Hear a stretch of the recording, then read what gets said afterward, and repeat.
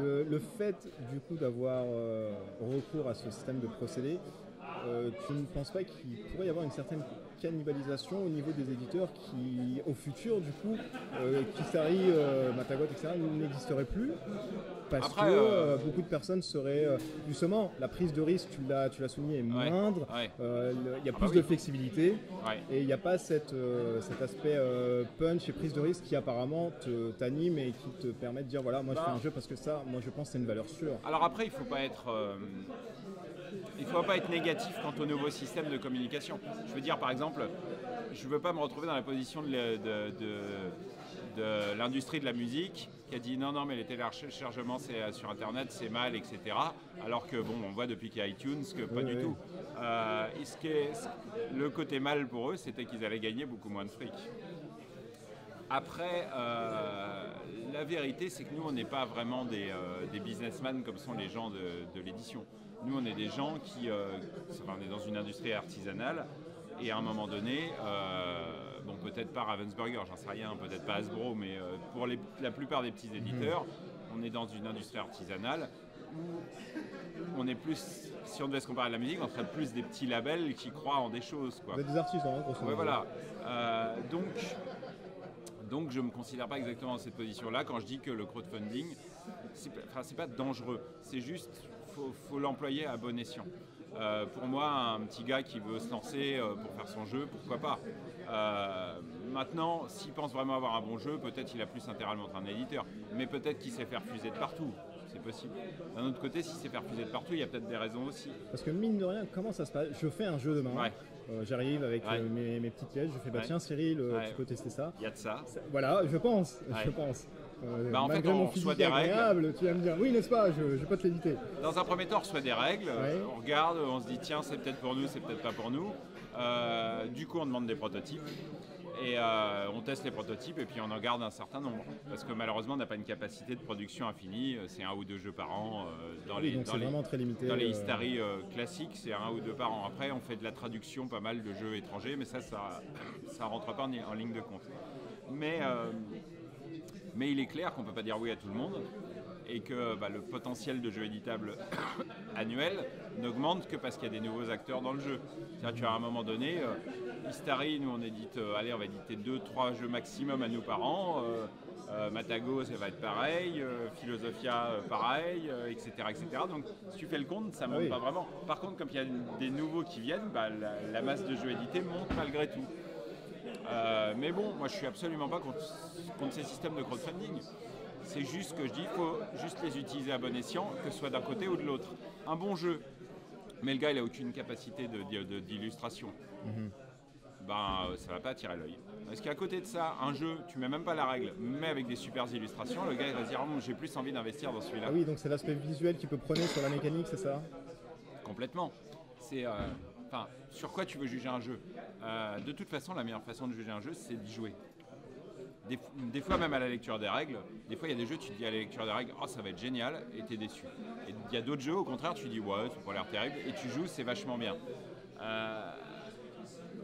C'est à ça que sert un éditeur, c'est que moi, j'ai des gens qui achètent nos jeux parce qu'ils savent qu'on a fait ce boulot-là pour eux. Ils savent que nous, on vous vend des jeux de ce type-là. Si vous aimez les jeux de ce type-là, vous aimerez nos jeux parce que nous, on est dans cette lignée-là. En contrepartie, un jeu, je veux par exemple comme Zombicide, où on n'a pas mis la moindre ligne de règle. Enfin, j'ai rien contre Zombicide. Non, mais j'ai très bien compris. Mais quand tu décides d'investir dans un jeu sans avoir lu la moindre ligne de règles, non seulement tu vas même pas pouvoir te faire une bonne ou une fausse opinion à la lecture des règles, mais tu n'as aucune idée de comment ça se joue. Y a-t-il même des règles dans le jeu? C'est la stratégie du cadeau bonus. C'est genre, si on arrive à temps, on vous donne ça en plus. Puis si on arrive à temps, on vous donne encore plus ça, et puis et ainsi de suite. C'est pas une critique, c'est comme ça que ça marche.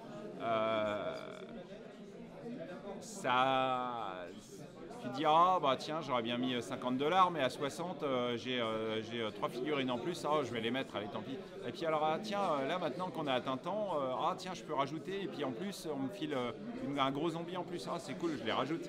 Tu vois, c'est un peu le cadeau. D'accord, c'est le cadeau bonus. C'est peut-être cet effet pervers que tu nous disais tout à l'heure, où justement le fait de renchérir en disant bah voilà, pour 60 vous avez ça, pour 80 vous avez ça, c'est un peu venez, mais finalement. Si tu veux, ça va avec ma théorie qui est de dire que déjà il y a un effet pervers dans le jeu, c'est que les gens n'achètent pas des idées, ils achètent du matériel.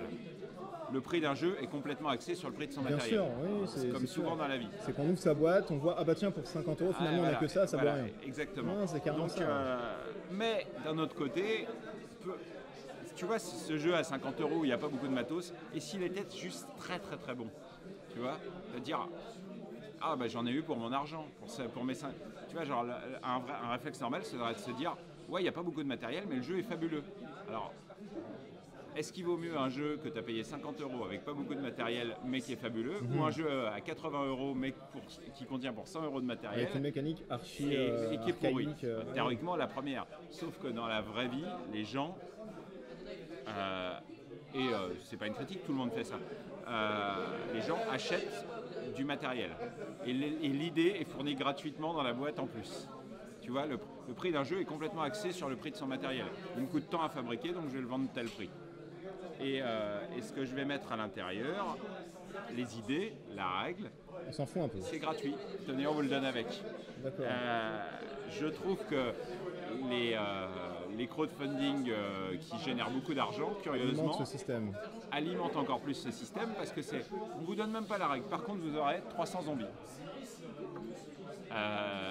Ce qui veut dire que tu n'achètes même plus sur une impression de règles qu'on te donne, mais tu achètes vraiment sur juste en disant « Oh, les zombies, ils sont jolis. Oh, les plateaux, ils sont magnifiques, ouais, etc. » Encore une fois, ce n'est pas une critique du système. Je dis juste que ça pousse encore plus les mauvais côtés des gens, qui est de se dire l'idée finalement vaut peu par rapport au matos qu'il y a dans la boîte. Donc ma réflexion sur ce sujet, c'est de dire que ça pousse encore plus les gens dans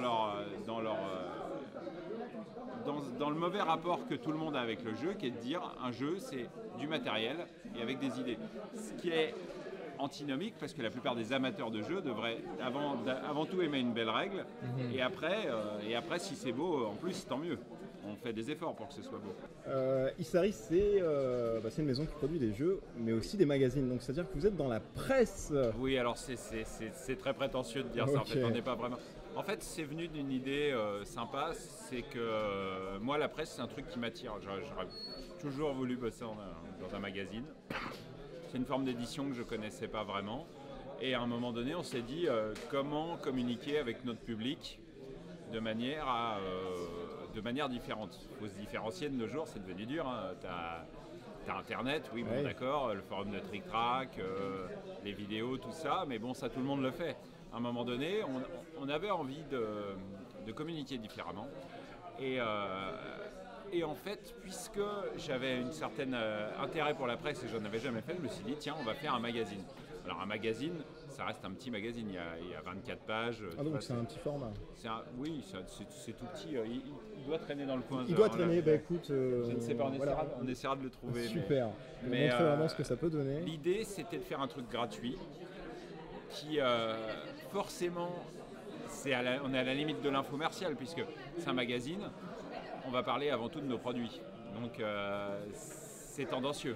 C'est très tendancieux. C'est une sorte de brochure commerciale alors du coup. Sans vouloir l'être. On a été un peu attaqué sur ça par certaines revues de presse. Ouais. Ça m'a un peu surpris parce que notre démarche était quand même relativement pacifique. Tu vois ce que je veux dire ? L'idée, si tu veux, c'était de se dire, bon, ok, pour le prix que ça coûte à une pub dans un magazine, on va faire un magazine à nous. C'est-à-dire qu'on va faire des articles où forcément nos jeux, on va dire qu'ils sont bien, mais de toute façon, on le pense. Mais surtout, on va essayer de donner d'autres choses aux gens. C'est pas que pour faire de la description de jeu, on va déjà leur donner des news, comme ça ils sauront ce qui vient. On va leur donner des petites aides de jeu gratuites à découper, et puis voilà. On va faire un poster, on va faire des articles de fond. Par exemple, quand on fait un article sur Myrmes, qui est le jeu sur les fourmis, on va faire un article de fond sur les fourmis. Un genre de ça m'intéresse, tu vois. D'accord. Et l'idée, c'est de dire aux gens, voilà, nous, c'est une opération gagnant-gagnant pour moi, puisque en gros, le prix d'une page de pub dans un magazine, on fait notre propre magazine, qu'on donne gratuitement aux boutiques. Donc, dans les boutiques, en théorie, ils sont censés être contents avec ça, puisque c'est un truc gratuit. S'ils le lisent, ils auront des renseignements sur ce qu'on va faire, etc. Donc c'est encore plus intéressant pour eux. Et puis, il y a les clients qui peuvent venir dans la boutique et prendre le magazine gratuitement. Déjà, on peut noter que c'est intéressant parce que ça ne rompt pas le lien boutique physique client. À une époque où il y a beaucoup de gens qui achètent sur Internet, bah là, les gens ils sont forcés d'aller dans une boutique pour réclamer le magazine. Bon, même si je sais pas, je suppose qu'il doit y avoir des billets pour l'avoir en ligne. Sûrement, mais, maintenant, sûrement, ouais. Oui. On passera directement. Oui, après on le met en PDF plus tard. Mais ça, c'est juste pour une question de diffusion, c'est qu'on n'a malheureusement pas les moyens d'arroser sauvagement, on en fait 5000, ce qui est déjà beaucoup.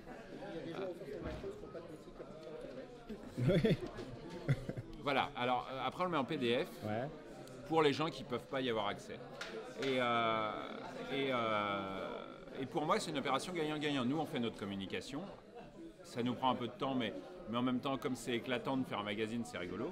Les gens en face, ils ont ces infos gratuitement, plus des petites aides de jeu, plus des trucs comme ça, et les boutiques sont contentes parce qu'ils ont quelque chose à donner.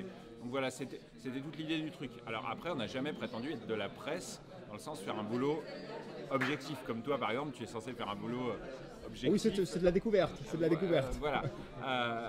Il est évident qu'on ne va pas faire des critiques de nos produits et donc faire des critiques négatives. Si on devait faire des critiques, on dirait que c'est bien. Je sais qu'il y a certains magazines qui en ont pris la mouche. Alors comme par exemple, parce que je ne sais pas, je découvre en même temps. Je sur un plateau. D'accord. En fait, c'était assez surprenant quand on a fait le premier magazine. Ils m'ont demandé d'envoyer des visuels de notre magazine. Et j'ai trouvé ça assez sympa. Je me suis dit, tiens, ils sont cool, ils vont en parler, ils n'étaient pas obligés. Et en fait, ils s'en sont plus ou moins servis pour faire un article sur... oui, alors de nos jours, la presse est en train de mourir parce qu'il y a 20 minutes qui donne un magazine gratuit. C'est ça. Et nous, ben voilà, maintenant on doit faire face à des magazines gratuits aussi, mais nous on est des gens de presse, on est objectifs, etc. Et ça m'a un peu vexé. Comment on peut expliquer justement cette absence de presse écrite, Moi, de quotidien entre guillemets, qui traite des jeux de société? Je pense que c'est parce que de nos jours, la presse ne peut plus totalement suivre. Enfin, il existe quand même encore un magazine qui s'appelle Plateau, qui est très, très bien fait par ailleurs. Le truc, c'est qu'ils ne peuvent plus lutter sur les trucs qui intéressent le plus les gens, par exemple les news. En France, on a un site qui s'appelle Trick Track, qui est vraiment le portail des jeux de société, qui arrose complètement de news. Je veux dire, un magazine qui sort avec un delta de 1 mois, tout ce qu'il imprime est déjà passé sur Trick Track. Donc après, on peut se rattraper comment? Par des articles de fond écrits par des vrais journalistes. Les critiques de jeux, c'est un peu pareil. On est content d'avoir des vraies critiques de jeux, mais sur Trick Track, il y a plein de gens bénévoles qui mettent leurs critiques tous les jours sur tous les jeux. Il y a un forum qui en parle en temps réel. Et je pense que de toute façon, ça doit être l'intégralité de la presse qui souffre. Pas uniquement la presse jeu, je veux dire. Je pense que les journaux, même la presse quotidienne, doit souffrir et que la plupart des magazines ont du mal avec ce virage numérique qui a dépassé la musique, comme on l'a dit tout à l'heure, et qui maintenant dépasse la presse parce qu'ils ne peuvent pas lutter contre l'instantanéité de la news, quoi. Et je pense que c'est pour ça, je pense que c'est la principale raison. Après, je pense qu'il y a quand même la place pour un magazine de jeux de plateau en France, sauf qu'à l'époque où il y en avait deux, il y en avait clairement un en trop. Je trouve ça dommage parce que j'aime bien lire sous forme physique, en papier. Tu vois, c'est bête, mais t'as ton petit magazine, tu vas aux toilettes avec. Non mais ça a son charme, moi j'aime bien avoir mon magazine aux toilettes. C'est l'endroit où ou dans l'avion. Oui, n'est-ce pas? Tu sais, c'est des endroits où tu t'ennuies et où tu es seul au monde, voilà, et tu te rassures avec du papier. Exactement. Alors je pense que l'avoir sous forme physique c'est toujours très plaisant, quoi. Mais peut-être que c'est plus la vie générale. Tu sais, moi je suis suffisamment vieux pour avoir connu ça et donc pour en être encore nostalgique. Je pense que les nouvelles générations sont vachement plus orientées vers tout ce qui est dématérialisé finalement. Que nous, on n'a pas encore totalement l'habitude. Encore chez moi, moi je vis avec mon temps, ça ne me dérange pas tout ce qui est dématérialisé. Et d'ailleurs, notre magazine est disponible en PDF. Et, on le retrouve sur ton site. Justement, on m'amène le magazine, donc super. on va le montrer. Mais on a une technique au poil. Après. Oui, donc voilà le fameux magazine. Donc bah voilà, ça ressemble globalement à un magazine, avec de la pub pour Istari, des articles sur Istari, des news sur Istari, mais aussi des interviews d'auteurs, des articles de fond, voilà. Bon. Et comme c'est gratuit, on n'a aucune prétention de vente. Donc, et comme c'est gratuit, ça se vend très bien finalement, tu vois. N'est-ce pas? Les 5000, ils s'écoulent en une semaine, quoi. Ah oui, donc ce sont des bonnes ventes gratuites. Ah, quand c'est gratuit, c'est vachement plus facile. Oui. Je pense qu'on ferait beaucoup de best-sellers si le jeu était gratuit. Tu devrais faire la même mécanique sur les jeux, je pense. Tu aurais un franc succès. C'est malheureusement difficile. Mais tu vois, ça c'est un truc aussi qu'on pourrait aborder, c'est vrai que c'est intéressant. C'est quand je vois sur les forums de Trick Track et compagnie, je trouve qu'il y a une grosse méconnaissance de l'acheteur, des tenants et des aboutissants économiques qui résident à la création d'un jeu, quoi, tu vois. Oui, bien sûr, il y a pas, tu sous-entends qu'il n'y a pas cet aspect de frais fixes, de coûts variables. Oui, voilà, exactement. Les gens, pour beaucoup de gens, ça c'est trop cher, ça c'est pas assez cher, etc. Et en fait, ils ne comprennent pas la simple mécanique que le prix d'un jeu, c'est vraiment le coût de son matériel. Ce qu'on n'arrête pas de dire, nous, en gros, c'est très facile. Hein. Un jeu, il te coûte 10 €, et ben, il sera vendu 60 €. C'est x6. Hein. Donc c'est x6 carrément. En gros, oui. J'ai fait un long article sur Trick Track pour détailler dans l'industrie, parce que c'est très facile. C'est des formules mathématiques toutes bêtes. Parce que, en gros, tu estimes que si ton jeu t'a coûté 6 €, il doit à peu près t'en rapporter 6 pour que tu amortisses tes ventes quand tu as vendu la moitié de ton stock. Tu vois ce que je veux dire? Donc tu te dis, j'en fais 2000, il faut que quand j'en ai vendu 1000, je suis revenu à 0. Et après, avec les 1000 restants, je vais gagner de l'argent. Et donc, c'est des principes économiques vraiment basiques qui font qu'au final, le prix d'un jeu, tu prends les marges de chacun et tu t'aperçois que c'est le prix de fabrication, tu le multiplies par 6 et en gros, tu as le prix de vente. Je t'emmène en 2149. Oh là. Voilà, c'est loin, hein. C'est loin. Ouais. C'est très très loin. Je serais mort, je crois. Non, parce qu'on a trouvé un système qui permet de garder ton corps. Le jeu de société, notamment Istari sur le long terme, tu vois ça comment? Ça, c'est une bonne question. Effectivement, la dématérialisation fait qu'on peut se poser des questions aussi sur ça, parce que le jeu de société, c'est un des derniers objets physiques, vraiment. Je veux dire, la musique, maintenant, c'est complètement dématérialisé. Les livres commencent à se dématérialiser très très fort, même si on peut remarquer qu'il y a eu une longue résistance quand même pour le livre, parce qu'il y a l'attachement à l'objet livre, alors que peu importe finalement. Oui, mais on note souvent des personnes qui sont moins attisantes sur la dématérialisation du livre parce que justement ça permet de protéger les forêts, etc. Oui, exactement. Moi je suis plutôt pour, dans le sens où pour moi un livre, c'est pas tellement l'objet, même si j'en ai pas mal à la maison, c'est plus les mots qui sont écrits sur des pages. Et donc, dès le moment où on m'offre un moyen confortable d'accéder aux idées, j'ai pas trop de problème avec ça. Le jeu de société, c'est un peu plus vicieux. Pourquoi? Parce que même si on fait maintenant des versions iPad et tout ça, il y a plusieurs problèmes qui se posent. Le premier problème, c'est qu'un iPad, par exemple, a beau être un iPad, il offre une surface de jeu qui est trop restreinte pour pas mal de jeux. De par son écran, ouais. Voilà. Par exemple, pour jouer à un petit jeu de cartes sur iPad, c'est très pratique. Pour jouer à un gros jeu, par exemple, ça irait. Quoi que ça pourrait passer, tu penses, sur... Oui, ça pourrait le faire parce qu'au final, tu zoomes, tu dézoomes. Il n'y a que très peu de pions qui sont en action. Mais tu n'auras pas peut-être cette aisance à force de zoomer, dézoomer, ça peut... Et puis, alors ça justement, c'est la deuxième partie, c'est que, primo, je pense que l'écran de l'iPad est trop petit pour la plupart des jeux, et notamment les jeux qu'on fait nous. Keylus ou Myrmes ou ce genre de trucs. Tu zoomes, tu dézoomes, mais tu n'as pas le même confort de jeu. Et deuxièmement, tu perds l'aspect jouet un peu, parce que là, c'est quand même agréable de bouger ton vrai X-Wing sur un vrai plateau. C'est carrément ça, c'est carrément un fantasme. Ouais, voilà, exactement. C'est l'appel à notre enfance au moment où on jouait à des petites voitures ou des big gyms, etc. Ça, c'est un des autres aspects. Et je pense que malgré tout, la dématérialisation a un aspect positif, c'est que tu peux jouer facilement en ligne avec d'autres gens, mais par contre, tu perds l'aspect on se retrouve autour d'une table. Il y a pas mal de jeux sur iPad qui offrent une option qui se dit Pass and Play. Et j'ai remarqué que beaucoup de gens n'aiment pas jouer comme ça. C'est-à-dire, je prends l'iPad, je joue mon coup, je passe au suivant. Ça retire complètement l'aspect convivial de la chose, qui est un des points forts du jeu de plateau, à mon avis, de nos jours. C'est qu'on est ensemble autour d'une table. On est là pour jouer, mais aussi pour déconner, pour se dire des choses choses marrantes. Des vacheries, des choses... Oui, boire un coup, etc. Et je pense que c'est vachement plus facile avec un objet qui est posé au milieu de la table qu'avec un objet qu'on se passe de main en main. Opinion personnelle. Hein. Maintenant, de là à dire que... En fait, ce qu'il faudrait savoir, c'est comment ça va évoluer. Parce qu'il y a quand même des options type Microsoft Surface, ce genre Oui, de c'est trucs. ça, c'est qu'on en a parlé tout à l'heure, il y avait quand même la tablette iPhone qui était très prometteuse. Encore une fois, peut-être pour les jeux de figurines. Ça donne des objets hybrides. Jusqu'à maintenant, tout ce qui a été hybride n'a pas été bien accepté. Mais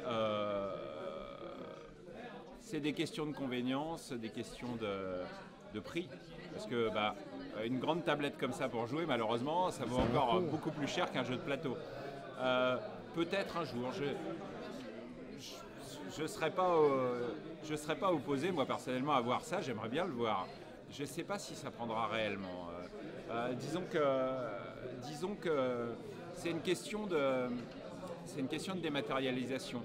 Il y a des choses qui se dématérialisent bien, il y a d'autres choses qui se dématérialisent moins bien. La musique, ça se dématérialise très très bien, puisque c'est pas matériel. Les livres, ça se dématérialise très très bien, puisque finalement on veut juste des mots posés sur une surface. Un X-Wing, ça se dématérialise très très mal. C'est vrai que la problématique, entre guillemets, nous qui sommes nés avec des dés, des cubes, qui sont très affinitaires avec le matériel, et la nouvelle génération avec les enfants qui aiment bien l'univers virtuel, est-ce que du coup le jeu de société ne pourra pas s'adapter, même s'il se trahit entre guillemets? Il le fait. Du fait que voilà, la nouvelle génération qui arrive aime beaucoup le virtuel, aime toucher des choses intouchables, impalpables. C'est très probable. Moi je vois mon neveu, ma nièce qui sont des petits bouts de chou. On les salue d'ailleurs. Qui savent, ils adorent rien de plus que je leur file mon téléphone et puis jouer avec le tactile, etc. Et c'est vrai qu'on se rend compte que nous, c'est des choses on n'avait pas accès, quoi. Le téléphone portable, ça n'existait pas quand on était enfant déjà.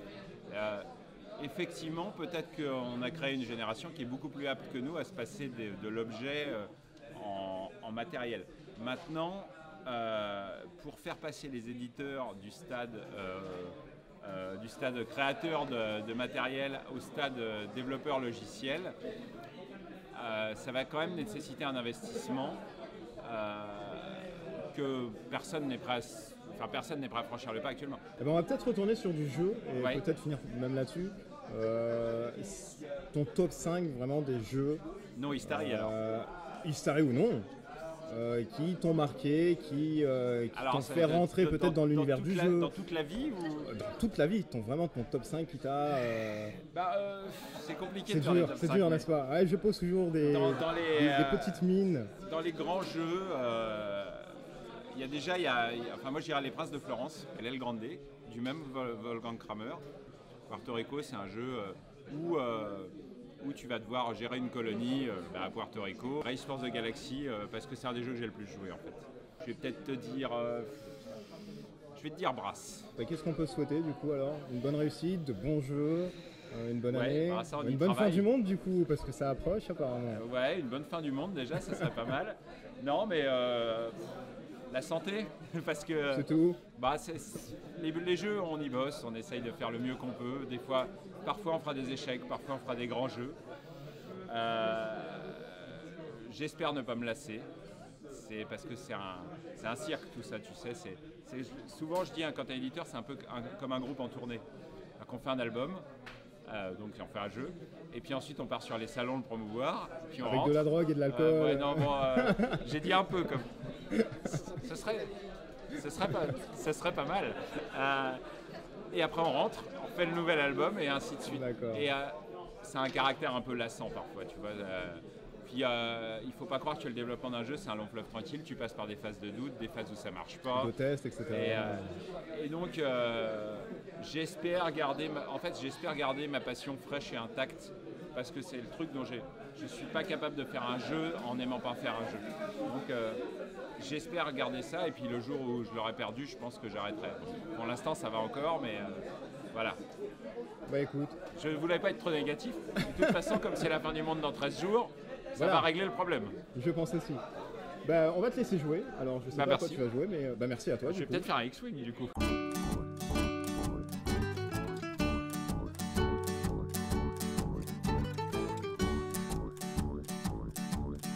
Lundi que nous sommes mardi, lundi que nous sommes mardi, que nous sommes mardi. Mais l'autre m'a dit que nous sommes lundi. Mais l'autre mardi que nous sommes lundi. C'est donc ainsi que semaine une semaine. C'est donc ainsi qu'une semaine. C'est à ma mercredi, celui-là qu'on est jeudi. C'est à ma mercredi, celui-là qu'on est jeudi. Moi je dis qu'on est mercredi. Moi je dis qu'on n'est pas jeudi. C'est donc ainsi que semaine une semaine. C'est donc ainsi qu'une semaine.